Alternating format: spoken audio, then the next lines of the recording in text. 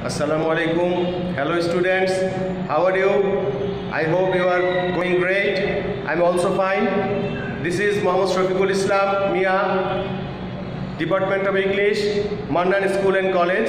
Today I am going to take a class on completing sentence for class 9 and 10. So students, পূর্ববর্তী ক্লাসে তোমরা completing sentence শিখেছো। আজকে completing সেন্টেন্সের যে বাকি যে কিছু নিয়ম আছে সেগুলো নিয়ে আমি তোমাদের সামনে আলোচনা করছি। তোমরা মনোযোগ দিয়ে ক্লাসটি দেখবে, আশা করি তোমরা অনেক উপকৃত হবে। প্রথমত আমরা যে নিয়মটি করতে যাচ্ছি সেটি হচ্ছে অ্যাজ, সিন্স এবং বিকজের ব্যবহার। দেখো, অ্যাজ, সিন্স, বিকজ এগুলো একই অর্থ প্রকাশ করে, যার অর্থ হচ্ছে যেহেতু অথবা কারণ। এগুলো লিঙ্কিং ওয়ার্ড হিসেবে ব্যবহৃত হয়। যদি অ্যাজ, সিন্স যদি সেন্টেন্সের শুরুতে বসে তাহলে এর অর্থ হয় যেহেতু, আর যদি শেষে বা মাঝখানে বসে তাহলে সেটা হয় কারণ। তাহলে বন্ধুরা দেখো, আমি একটি কথা তোমাদেরকে বলে দিতে চাচ্ছি, খুব মনে রাখার মতো যেটি বিষয়, আমরা অ্যাজ, সিন্স, বিকজ দিয়ে শুরু করেছি, আরও অনেকগুলো নিয়ম ইনশাল্লাহ করব। তোমরা সবচেয়ে বেশি যেই জিনিসটি খেয়াল রাখার চেষ্টা করবে, সেহেতু এই ওয়ার্ডগুলোর যে অর্থগুলো আছে সেগুলো তোমরা সবসময় সব ওয়ার্ডগুলোর অর্থ মনে রাখার চেষ্টা করবে। কারণ যেহেতু আমরা বাঙালি, সেহেতু আমাদেরকে বাংলায় অনুধাবন করতে হবে, তাহলেই আমরা সঠিকভাবে বুঝতে পারবো বলে আমি বিশ্বাস করি। সুতরাং আমার এই কথাটা মনে রাখবে এবং তোমরা বোঝার চেষ্টা করবে। তো অ্যাজ, সিন্স, বিকজ দিয়ে কোনো একটি কাজ হওয়ার কারণ বোঝায়। আমরা যদি উদাহরণের দিকে খেয়াল করি তাহলে তোমরা খেয়াল করবে, দেখো অ্যাজ অথবা সিন্স, এটা অর্থ কি? এটা অর্থ হচ্ছে আমি ইচ্ছে করলে সেন্টেন্সটাকে এভাবেও লিখতে পারি, অ্যাজ হি ইজ পাংচুয়াল, অথবা সিন্স হি ইজ পাংচুয়াল, অর্থ কিন্তু একই যেহেতু। তাহলে অ্যাজ অথবা since he is punctual, everybody likes him, যেহেতু সে পাংচুয়াল, কাজে সময়ানুবর্তী, সময় মেনে চলে, সব শিডিউল মেনে চলে, সেহেতু সবাই তাকে পছন্দ করে। এখানে একটা জিনিস খেয়াল করে দেখো, এই অংশে যদি অর্থটা পজিটিভ হয় তাহলে বাকি অংশ অর্থটা কিন্তু পজিটিভ হবে, এটা বিষয়টা খেয়াল রাখবে। দ্বিতীয় উদাহরণটা যদি আমরা খেয়াল করি, অ্যাজ রাজীব ওয়াজ ইল, এখানে অ্যাজের পরিবর্তে আমরা সিন্সও ব্যবহার করতে পারি। As Rajiv was ill, he could not attend the class, যেহেতু রাজীব অসুস্থ ছিল সেহেতু সে ক্লাসে উপস্থিত থাকতে পারেনি। দেখো, এটিও একটি বলতে গেলে সে ক্লাসে কেন উপস্থিত হতে পারেনি, যেহেতু সে অসুস্থ ছিল।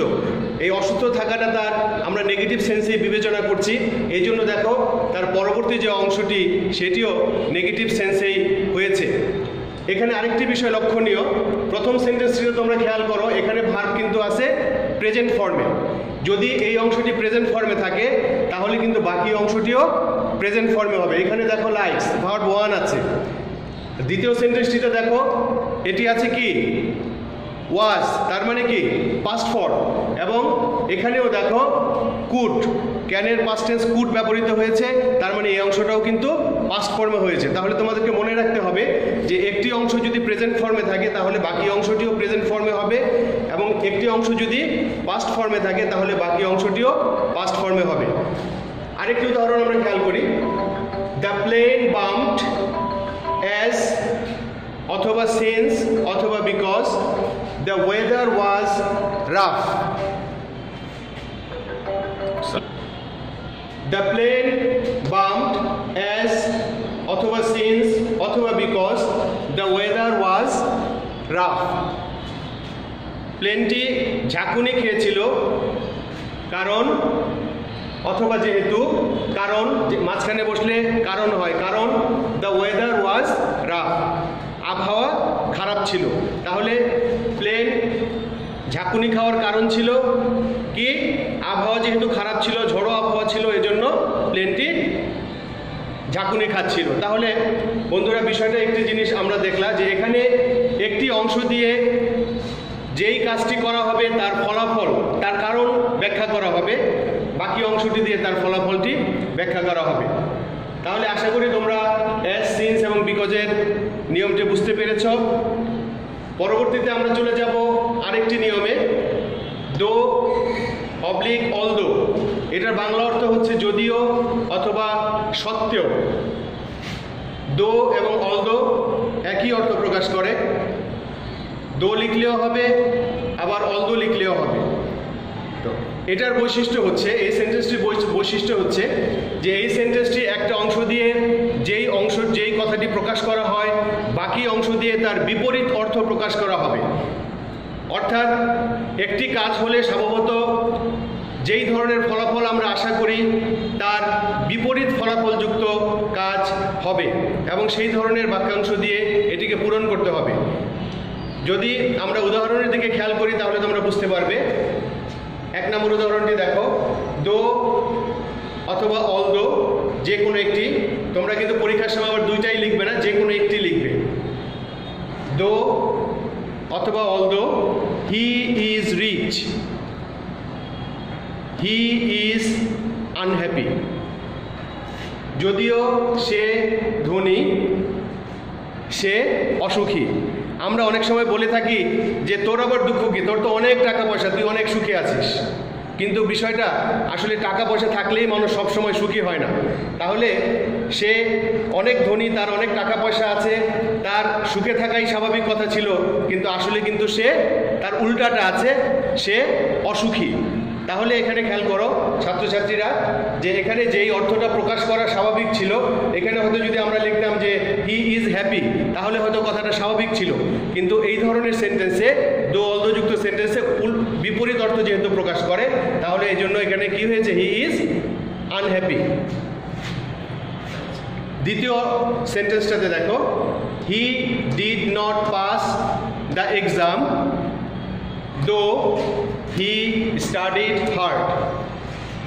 সে পরীক্ষায় পাশ করতে পারেনি, যদিও সে কঠোর পরিশ্রম করেছিল।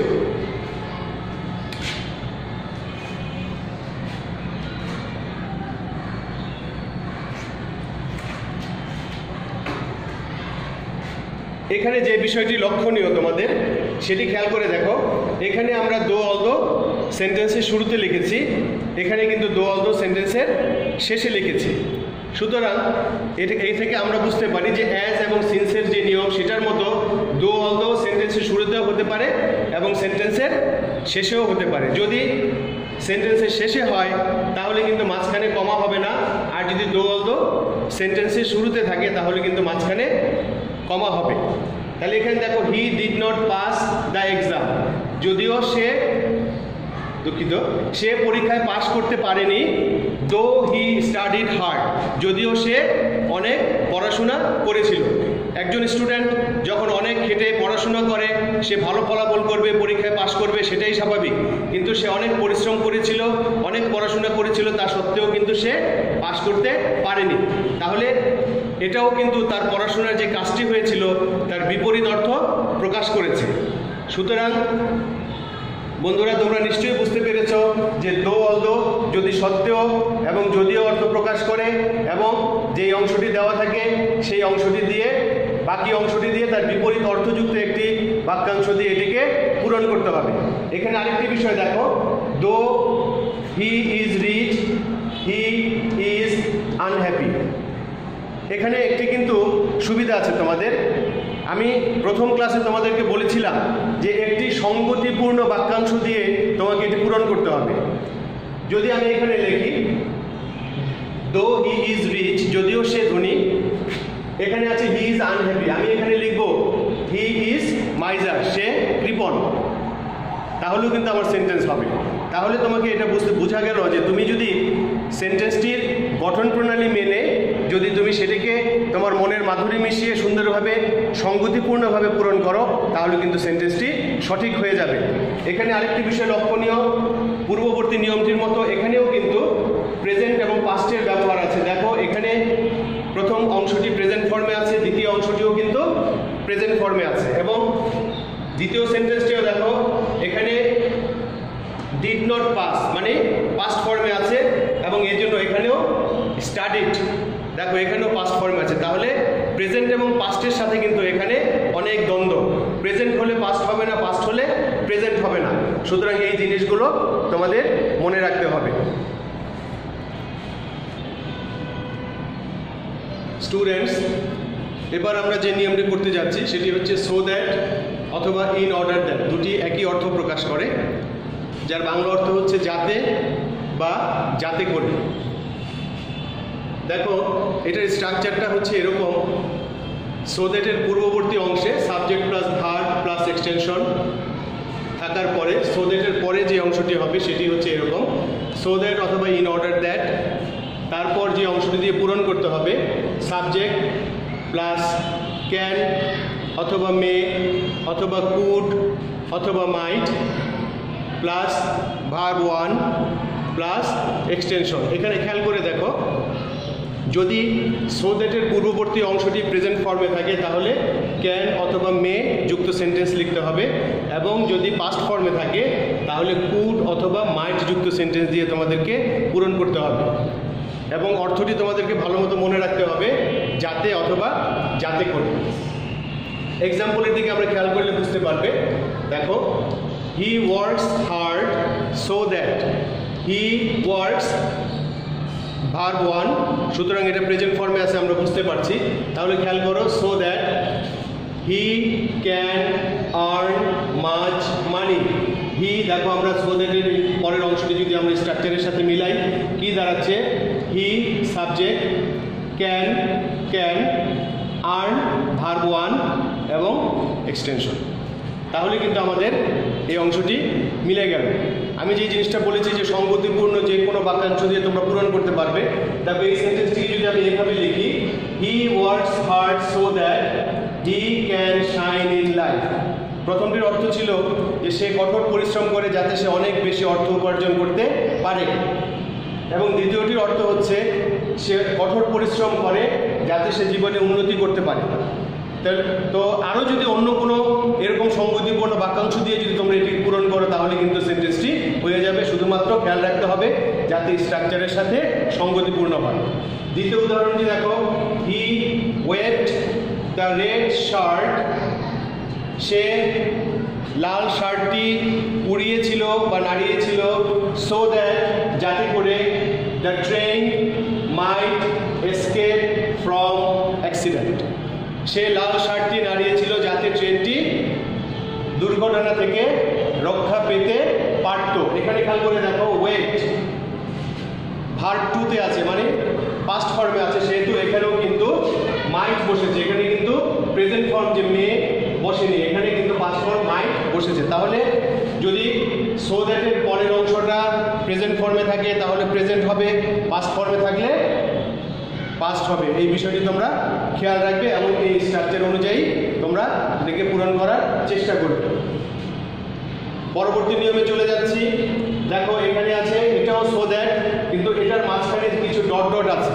উপরের সো দ্যাট তোমরা খেয়াল করো, এখানে কিন্তু মাঝখানে কিছু নেই, কিন্তু এখানে আছে কি সো ডট ডট দ্যাট, যার অর্থ হচ্ছে এত ডট ডট যে, তার মানে এত কিছু একটা যে। তো এই কিছু একটা কি সেটা তোমাদেরকে মনে রাখতে হবে, বুঝতে হবে। এই কিছু একটার জায়গায় সাধারণত কি বসে, ম্যাক্সিমাম ক্ষেত্রে অ্যাডজেক্টিভ বসে এবং কিছু কিছু ক্ষেত্রে অ্যাডভার্বও বসে। দেখো এটার স্ট্রাকচারটা দেখো, subject plus verb plus so plus adjective অথবা অ্যাডভার্ব প্লাস দ্যাট। এই যে দেখো সো, এই যে ডট ডট আছে, এই ডট ডটের জায়গায় কি বসেছে, অ্যাডজেক্টিভ অথবা অ্যাডভার্ব, তারপর দ্যাট। এখন পরবর্তী অংশটা আমাদেরকে কিভাবে পূরণ করতে হবে দেখো, সাবজেক্ট প্লাস ক্যান নট অথবা could not plus verb one plus extension. এখানে ক্যান নট অথবা কুড নট আছে, তার মানে প্রিয় ছাত্রছাত্রীরা এখানেও সেই উপরের মতো প্রেজেন্ট এবং পাস্টের বিষয়টি আছে। সো দ্যাটের আগের অংশটি যদি প্রেজেন্ট ফর্মে থাকে তাহলে পরের অংশটিতে ক্যান হবে, যদি পাস্ট ফর্ম থাকে তাহলে কুড হবে। উদাহরণের দিকে আমরা খেয়াল করি, he is so honest, is present form. দেখো he is so honest, honest কি সৎ, অ্যাডজেক্টিভ। দ্যাট তারপরে আমরা এই স্ট্রাকচার অনুযায়ী পূরণ করব। দেখো he can not tell a line, এখানে প্রেজেন্ট ফর্ম, এখানেও প্রেজেন্ট ফর্ম, এবং দেখো subject he can not, verb 1 extension অথবা অবজেক্ট যাই থাকুক সেটা বসাতে হবে। 2 নম্বর উদাহরণটা যদি আমরা খেয়াল করি, she spoke so slowly that, she spoke verb 2 past form, so slowly that, so dot dot that, এই ডটের মধ্যে কি আছে? slowly, এটি একটি adverb. that we could not follow her, এখানে ভার্ব 2, এখানেও কিন্তু ভার্ব 2 could বসেছে। তাহলে আমরা প্রিয় ছাত্রছাত্রীরা আমরা দেখতে পাই যে সো ডট ডট দ্যাটের মধ্যেও এখানে যেই স্ট্রাকচারটি আছে এই স্ট্রাকচারটি অনুযায়ী আমরা পূরণ করি, তাহলে আমাদের এটা আসলে মোটেও কঠিন কোনো বিষয় না। এখানে আমাদের সময়ের স্বল্পতা, বিভিন্ন সীমাবদ্ধতার কারণে আমি আগেই বলে নিচ্ছি আমরা যথেষ্ট পরিমাণে উদাহরণ দিয়ে এখানে দেখাতে পারছি না। তোমরা বই দেখে প্র্যাকটিস করবে, তাহলে তোমরা বুঝতে পারবে। প্রিয় ছাত্রছাত্রীরা, এবার আমরা যে নিয়মটি করব সেটি হচ্ছে, দেখো 2 ডট ডট 2, এটা বাংলা অর্থ হচ্ছে এতই ডট ডট যে, তার মানে এতই কিছু একটা যে। এখানেও কিন্তু যে পূর্ববর্তী সো ডট ডট দ্যাটের মতো এখানেও অ্যাডজেক্টিভ অথবা অ্যাডভার্ব দিয়ে সেই ডট ডটের জায়গায় সেগুলো বসবে। দেখো এখানে একটু বিষয় হচ্ছে, দুইটা অংশের সাবজেক্ট যদি সমগোত্রীয় হয়, মানে একই সাবজেক্ট হয়, তাহলে এটার স্ট্রাকচারটা একটু একরকম, আর যদি ভিন্ন ভিন্ন সাবজেক্ট হয় তাহলে স্ট্রাকচারটা একটু পরিবর্তন হয়। তাহলে সমজাতীয় সাবজেক্ট যদি থাকে তাহলে আমরা এই স্ট্রাকচার অনুযায়ী পূরণ করব। দেখো subject plus verb plus 2 plus adjective অথবা adverb plus 2 plus verb 1 plus extension. আমরা উদাহরণের দিকে খেয়াল করলে বুঝতে পারবো। He is too dishonest to speak the truth, he is too dishonest. দেখো এখানে সাবজেক্টের পর কি আছে? প্রেজেন্ট ফর্ম আছে। তো যাই হোক, এখানে যে অসৎ সেই সত্যি কথা বলতে পারে না, তাহলে অসৎ সে সত্যি কথা বলতে পারে না, এটাও সে। সুতরাং সমজাতীয় সাবজেক্টের বিষয়টি তোমরা বুঝতে পেরেছো আশা করি। আচ্ছা, এবার যদি ভিন্ন ভিন্ন সাবজেক্ট হয় তাহলে বিষয়টা একটু অন্যরকম, একটু দুটা জিনিস অ্যাড করতে হবে। দেখো subject plus verb plus 2 plus adjective plus for plus একটি পার্সোনাল অবজেক্ট থাকবে, কারণ ফরের পরে অবজেক্টিভ ফর্ম বসে, তারপর 2 ভার্ব 1 এক্সটেনশন। উদাহরণটির দিকে খেয়াল করো। The car was too costly, the car subject, verb 2 adjective adverb for them. দেখো এখানে ফর একটি personal object, for them to buy. তাহলে এখানে কিন্তু যদি কার হচ্ছে এই অংশের সাবজেক্ট এবং এই অংশের সাবজেক্ট কিন্তু আবার আলাদা, দে। সুতরাং যেহেতু ফরের পরে দে বসে না সাবজেক্টিভ ফর্ম, সেহেতু এটার অবজেক্টিভ ফর্ম বসেছে। তাহলে কি দাঁড়ালো? The car was too costly for them to buy. So students, I hope you understood my class. That's all for today.